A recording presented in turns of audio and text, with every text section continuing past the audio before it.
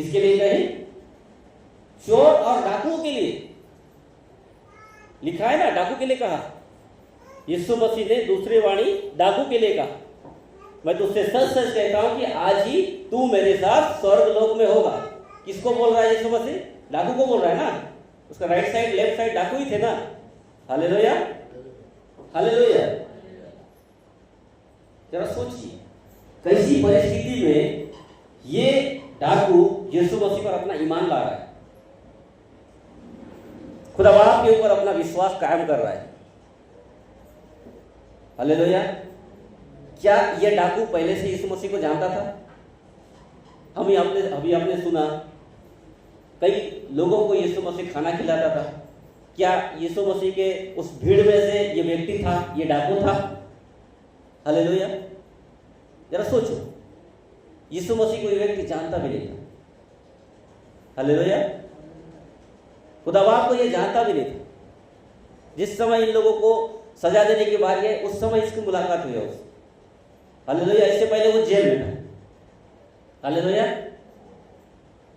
ऐसी विड़म परिस्थिति में तीनों के तीनों खून से लथपथ है। हालेलुया।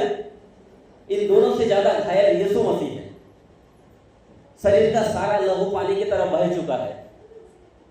कुछ ही समय में वो अपना प्राण त्यागने वाला है। ऐसी परिस्थिति में यीशु के ऊपर, खुदा बाप के ऊपर ये डाकू ईमान ला रहा है। वो विश्वास कर, वो कह रहा है कि तू जब आए तो मुझे याद कर, मेरी सुधि ले। हालेलुया।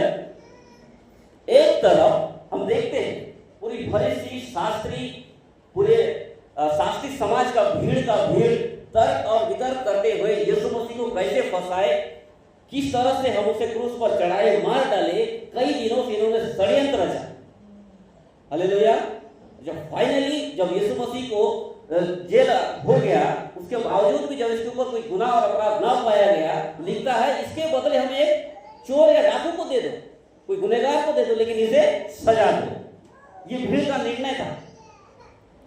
Hallelujah, hallelujah.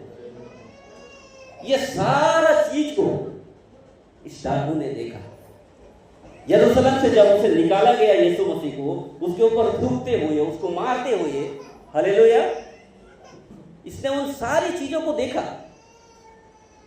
हालेलुया। अभी हमारे बाबा बढ़िया बता रहे कि उसने अपने और यीशु मसीह के जीवन के विषय में तुलना की। अरे यीशु मसीह को क्रूस पर लटकाया गया है, खोपड़ी नाम की जगह पर। चौक चौराहे पर लोग आने जाने वाले उसको लांछन दे रहे हैं, उसको कह रहे हैं कि तू यहूदियों का राजा है ना, बुला अपने परमेश्वर को, बुला एलिया को, और तू उतर आ और वो खुद को बचा। इस सारा चीजों को जब लोग उसे कह रहे हैं तो ये डाकू देख रहा है वहां पे। हालेलुया। यीशु मसीह जब पहला वाणी कहता है कि हे पिता इन्हें क्षमा कर, ये भी उसके जीवन को कहीं ना कहीं टक्कर लगा। एक व्यक्ति को मारा और कूटा जा रहा है, उसके बावजूद भी ये उन लोगों के लिए दुआ मांग रहा है, अपने पिता को कह रहा है कि इन्हें क्षमा कर। हालेलुया। सोचो, हालेलुया, सोचो, यीशु के साथ उसके चेले 3.5 साल तक थे। कहां था उनका ऐसा विश्वास? हालेलुया। पथरस, जिसको बाइबल चट्टान कहती है। हालेलुया, है कि नहीं? हालेलुया।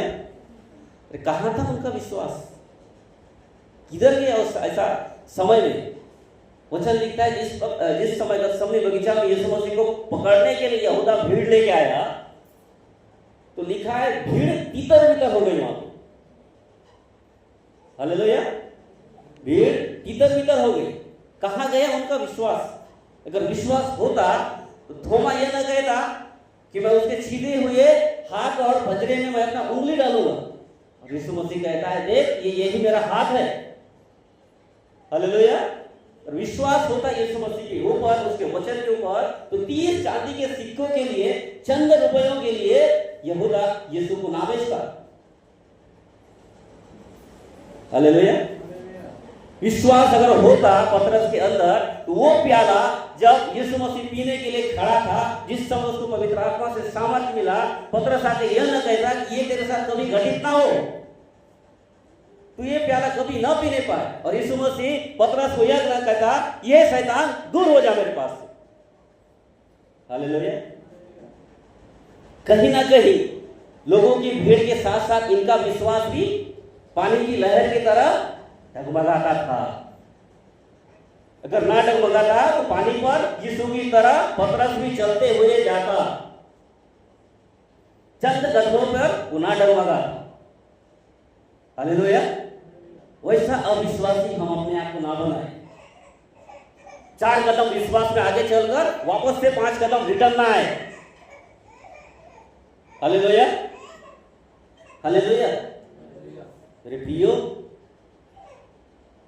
चंद लम्हा लगा इस व्यक्ति को स्वर्ग राज्य पाने के लिए, जो आज हम पूरी जिंदगी लगा देते हैं तब भी यीशु मसीह के ऊपर अपना ईमान बराबर से कायम नहीं रख पाते। अरे किसके घर में समस्या नहीं आता, किसके जीवन में परेशानी नहीं। हालेलुया। अरे देखो जरा मणिपुर के लोगों को घर जला दिए, जमीन ले लिए, घर के प्रॉपर्टी जला दिए, लोगों को जिंदा गाड़ दिया, पहाड़ों में जाकर टेंट गाड़कर परमेश्वर की महिमा कर रहे हैं। हालेलुया। अभी लेटेस्ट न्यूज देखो, 25 लोगों को सर काट दिया गया, समुद्र के किनारे ले जाकर उनको कहा गया या तो इस्लाम कबूल करो या फिर अपना सर कलम करवाओ। उन्होंने अपना सर आगे दे दिया। Hallelujah, hallelujah. ऐसा विश्वास होना है। हालेलुया। कहाँ है ऐसा विश्वास आज? हालेलुया।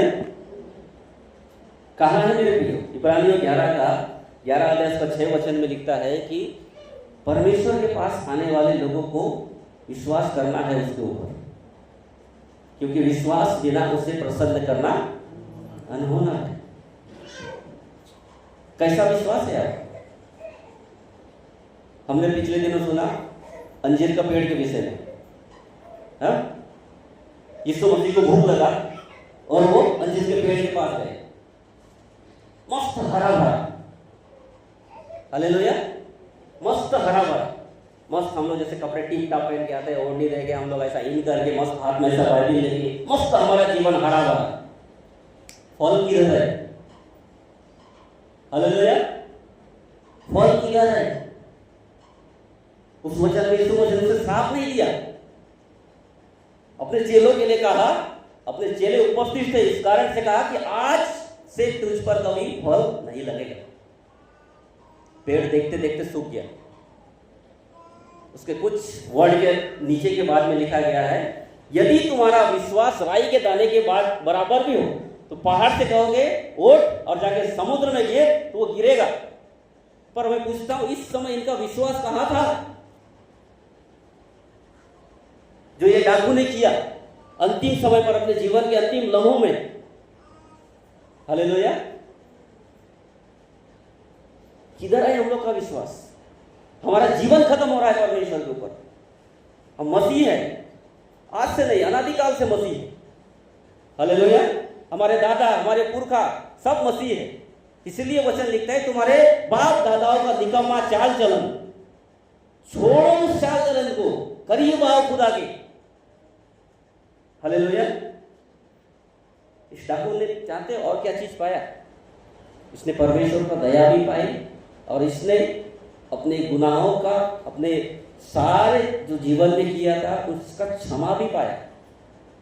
हालेलुया। मत्ती 9:13 में लिखा है कि मैं बलिदान नहीं परंतु दया चाहता हूं, मैं धर्मियों को नहीं परंतु पापियों के लिए आया।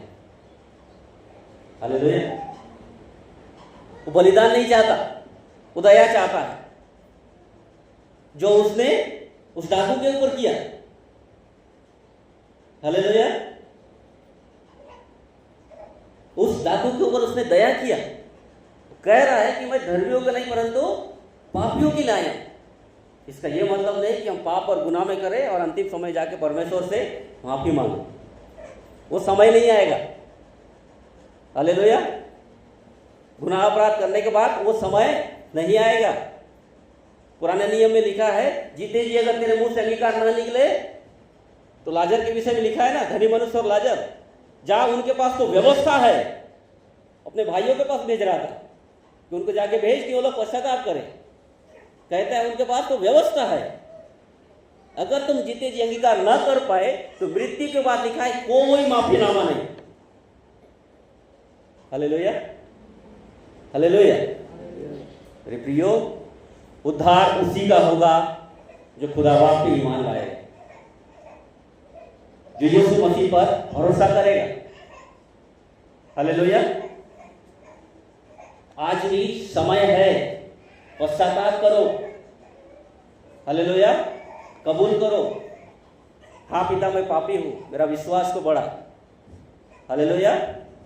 प्रभु इस छोटे से वचन के द्वारा हम सबों को आशीष दे। आमीन।